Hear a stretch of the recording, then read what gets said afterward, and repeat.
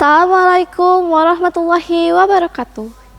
Perkenalkan, saya Hana Oktabia Dahlan, perwakilan dari SMPN 1 Sukawuni.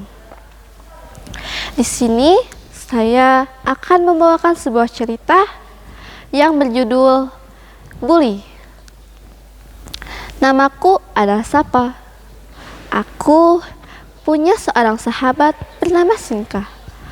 Aku tidak mengerti kenapa semua teman-temanku membenci dia. Padahal dia anaknya baik dan pintar. Mungkin karena ayahnya adalah seorang narapidana. Tetapi apakah kita harus menyalahkan Sinka atas semua perbuatan ayahnya tersebut? Tentu tidak, bukan? Namun, aku sebagai seorang sahabat hanya bisa menyemangati dan mendukungnya. Kring-kring, suara lonceng sepedaku berbunyi.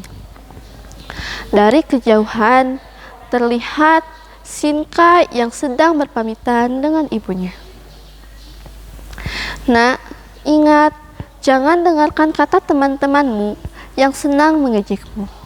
Karena sesungguhnya mereka tidak tahu apa-apa, ucap Ibu Sinka. Baik Bu, jawab Sapa. Setelah berpamitan, aku dan Sinka pun berangkat ke sekolah. Sampainya di sekolah, Sinka langsung disambut oleh ejekan dari teman-temannya. Tetapi yang paling sering adalah Hangyu dan Yohan, seorang anak dari pemilik sekolahan tempat Sinka belajar. Hei teman-teman, ada anak napi nih, ucap Hangyu. Kalau aku sih malu banget jadi anak napi, sahut dari Yohan. Dengan menghiraukan ucapan tersebut, Sinka terus melangkahkan kakinya dengan perjalanan yang membisu dan diiringi tatapan sinis dari teman-temannya. Sapa yang berada tepat di belakang Sinka hanya bisa menarik napas panjang dan menyemangati Sinka kembali. Sinka yang sabar ya dan selalu ingat ucapan ibumu, ucap Sapa penuh semangat. Sinka hanya bisa menjawabnya dengan menganggukkan kepala dan dengan senyum tipis dari bibirnya. Melihat senyum Sinka, Sapa merasa lega karena keadaan Sinka baik-baik saja. Setelah itu, Sapa menarik tangan Sinka dan mengajaknya untuk masuk ke kelas. Suara bel berbunyi. Itu tandanya pelajaran akan segera dimulai. Terlihat dari kejauhan seorang pria tegap yang sedang menuju kelas untuk mengajar bahasa Indonesia, yaitu Pak Kepin. Pada pelajaran kali ini, Pak Kepin meminta semua murid untuk mengeluarkan buku tugasnya, terkecuali Sinka yang terlihat kebingungan seperti sedang mencari buku tugasnya. Apakah bukunya tertinggal?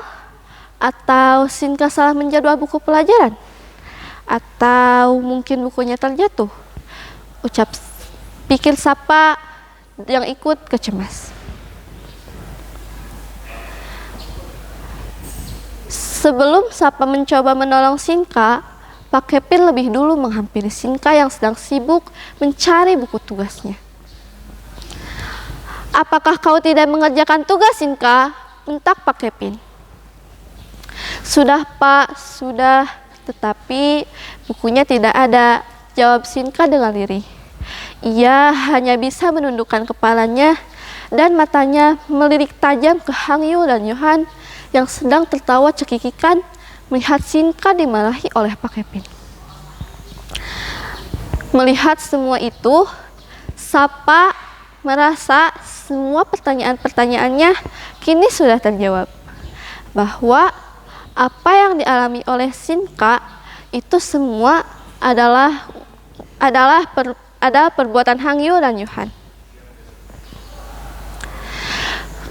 Perlakuan Hangyu dan Yohan terhadap Sinka terus berlanjut hingga pada akhirnya sampai pada puncak di mana kejahilan mereka terjadi. Pada saat itu, aku dan Sinka sedang bermain kejar-kejaran. Karena sudah bel, aku dan Sinka bergegas masuk ke kelas. Pada saat masuk, Yohan menghalangi langkah Sinka. Hingga akhirnya Sinka terjatuh. Awalnya mereka tertawa terbahak-bahak karena merasa misinya telah berhasil. Aku yang terkejut melihat Sinka yang terjatuh langsung menghampiri Sinka dan menanyakan keadaannya. Sinka hanya bisa memejamkan mata seolah-olah ia tidak kuat lagi. Semua teman mulai menggerumuni aku dan Sinka. Melihat keadaan semakin memburuk, Hang Yu dan Yohan menjadi ketakutan. Mereka berdua pun mulai melangkah mundur. Kejadian tragis itu berakhir ketika Sinka dibawa ke rumah sakit untuk diobati. Keesokan harinya, suasana di kelas terasa sepi, seperti masih terhanyut dalam kesedihan.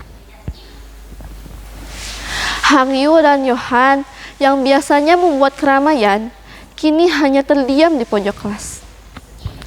Tak lama kemudian, Sapa datang dengan wajah penuh amarah dan kekesal. Tepat di belakang Sapa, yaitu Pak Rudi, seorang guru BK. Wajah Hang Yu dan Yohan semakin ketakutan melihat kedatangan Pak Rudi. Setelah itu, mereka diseret ke ruang BK oleh Pak Rudi karena kesalahannya tersebut. Sapa lega karena ia dapat melaporkan Hang Yu dan Yohan yang telah membuli teman-temannya. Karena kesalahan Hang Yu dan Yohan banyak merugikan orang lain. Bahkan sebagian dari mereka harus pindah sekolah karena tidak tahan dengan caci makian dari Hang Yu dan Yohan. Setelah 1 minggu kemudian, Sinka akhirnya kembali bersekolah. Pada hari itu juga menjadi pertama kali Hang Yu dan Yohan meminta maaf kepada Sinka. Dan pada hari itu pula menjadi hari terakhir di mana Hang Yu dan Yohan berada di sekolah. Karena mereka berdua telah dikeluarkan oleh pihak sekolah karena kesalahannya yang tidak dapat diampuni lagi oleh pihak sekolah. Jangan beres! Bapak beres!